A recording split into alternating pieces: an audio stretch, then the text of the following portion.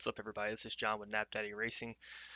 We're going to start a series today where we're going to be designing our own iRacing car using Photoshop and using the iRacing template to help you design the car.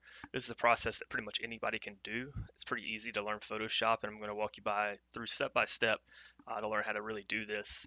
Let me go ahead and show you my screens here. This is going to be, I have two screens. So on the right screen, we're going to be doing what iRacing is showing. And then on my left screen, this is going to be Photoshop. I'm mainly going to be showing you what I'm doing in Photoshop here. But at the same time, I'm going to be switching back and forth so you can kind of see the updates as we go through and see how that works. So this first video to get started is going to be pretty much how to set up your iRacing file and how you set up your Photoshop file so that what you do on Photoshop will reflect to your stuff on iRacing. So I'm going to jump right into that. So to start, let's start with iRacing that we have here. For this car, we're going to be redoing Baker Knapp's Xfinity car. He drives number 96 for Knapp Racing. He's looking for a new scheme. This is a perfect time to do it, make a video on it while we're doing it. So what you want to do, if we're going to do our Xfinity car, find the car you like, and then we're going to do download template. Once you hit download template, this will download a zip file, and you can just extract that zip file, open the Photoshop file, and that Photoshop file is going to look something like this when you first open it. All right. A few key things that I want to kind of discuss before we start, just to make life a lot easier, some of the quick commands you can use in Photoshop. If you already have this, skip ahead. First off, most importantly is the space bar. If you hold space bar, you can actually hold it and then click and drag around your artboard here. Another one's going to be the Alt key. If I hold Alt, I can use my wheel to scroll in and out. It makes things a lot easier. If I'm trying to select multiple things at a time, I'll hold Shift, so that way I can select all of this at the same time. Control Z is going to be your undo, and Control Shift Z is going to be redo. From right now, I think those are the main things that I use pretty frequently while I'm doing Photoshop and making a car. So anyways, first step thing that we're going to do is save this file. So this is very important. I know this seems kind of tedious. Just follow through with it. It'll make life so much easier. So I'm going to save a copy. I keep things super organized. Cars. I'm going to save this as 96 Baker Knapp new car, whatever. I'm going to just save this as a Photoshop file. Okay. All right. The next thing that we want to do is set up our action buttons. When we set up our action buttons, this will help everything that we do in the Photoshop file reflect over to our iRacing side so we can kind of see our updates in real time. So to do that, there's going to be this little play button here. It's called Actions. If you don't have this play button, you can go up and hit Window and scroll down, and Actions is right here.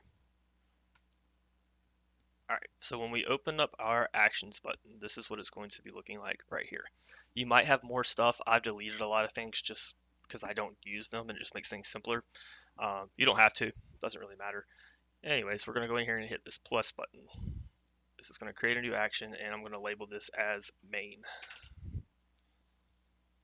I assign this to F2 and Shift, so now anytime that I hit Shift F2, it's going to save this file, and it's going to reflect over on the iRacing side so we can constantly see our updates in real time every time we hit Shift F2. All right, so once we put F2 in, Shift, hit record. We're going to back File, save as a copy. This time you're going to go to your iRacing file wherever you have it saved. It should look like this when you open it. Go to Paint, find the car that you're looking for. For us, this is going to be the Stock Cars 2 Camaro 2019. And then change this to Targa. It's very important you do that. All right. So for Baker's car, he is going to have number 96 assigned to that car. And there's two ways to go around that. If you don't want a number assigned to your car, like if you don't mind whatever number iRacing assigns you, all you're going to put in here for the save file is car underscore and then your iRacing number, whatever that may be.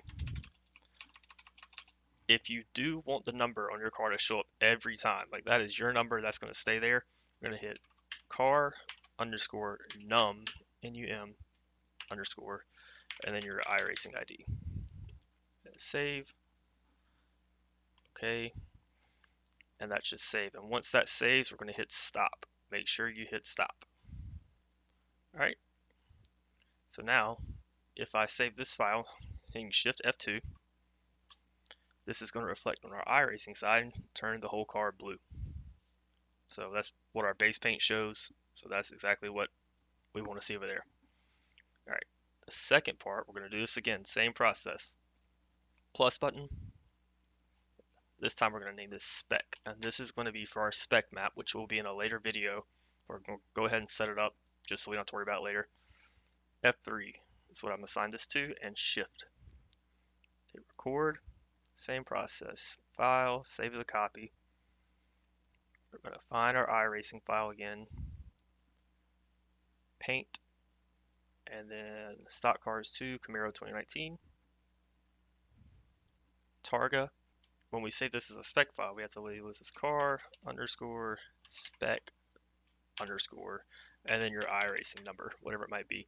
You can see here when you do this, it's going to save it as both a Targa file and an MIP file. The MIP file is what we need to put in trading paint so that spec file sticks with it. It will automatically make this file once you save this as car spec and then your number. So save. This already exists because I already have a car like this, but I'm just going to replace it. Yes. Okay. And then stop. Most important thing, hitting stop. Let me just go back here because you might see this. You see how these labels kind of got darker, like a weird color here? That's because it didn't save a spec file to the car yet. Well, it tried to, but there's no spec car that I have visible right here in this part. So I'm just going to turn this on. We have nothing created in it yet, and hit Shift F3. I'll show you what happens when you do that. Shift F3, and that's going to turn it back to normal. Cool. So I'm going to turn this back off because we don't need that now. And I'm just going to walk through kind of like the basic things of what's going on over here on the right side in Photoshop. So this green stuff is going to be your spec map. This is going to be everything that makes like the pretty much the clear coat on top, I guess is a good way to put it, or textures.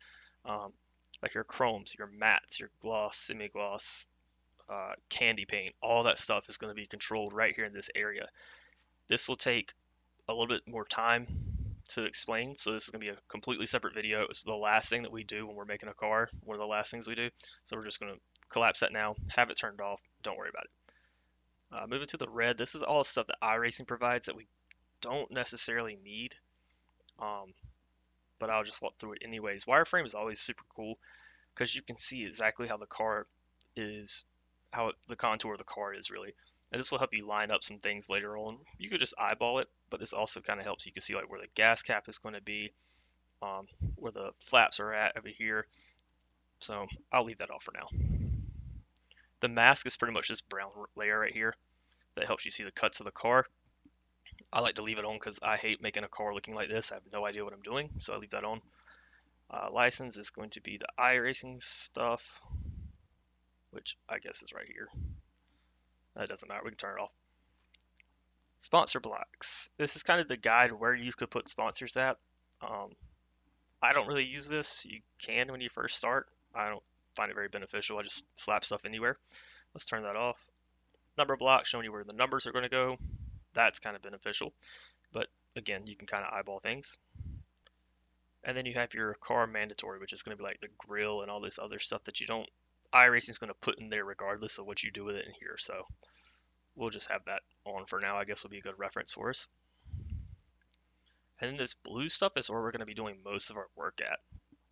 I like to think of the blue area divided into two sections. You have this, all these things underneath paintable area, and then this split right here being at car patterns.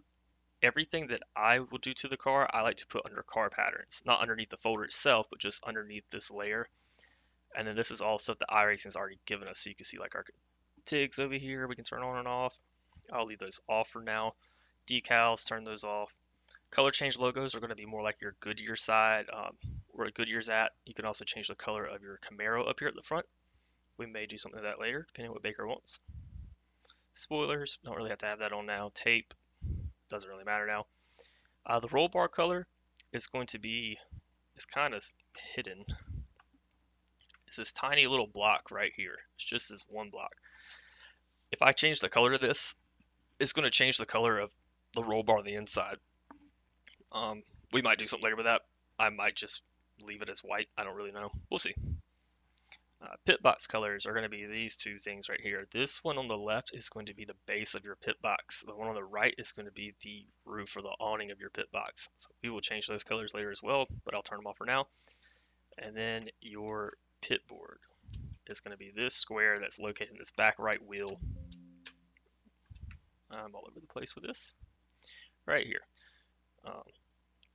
It doesn't really do much now when we turn it on and off because the base paint is already blue, so it doesn't really matter.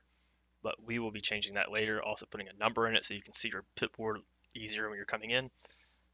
But we'll keep it off for now. Our next video, we're going to jump into car patterns and like assigning the pattern you want to your car, how to paint it, the colors and everything like that. But as far as that goes for the first video, I think that's pretty good on how to set up our file, what we're looking at, and where to go from there. So till next time, see you guys in part 2.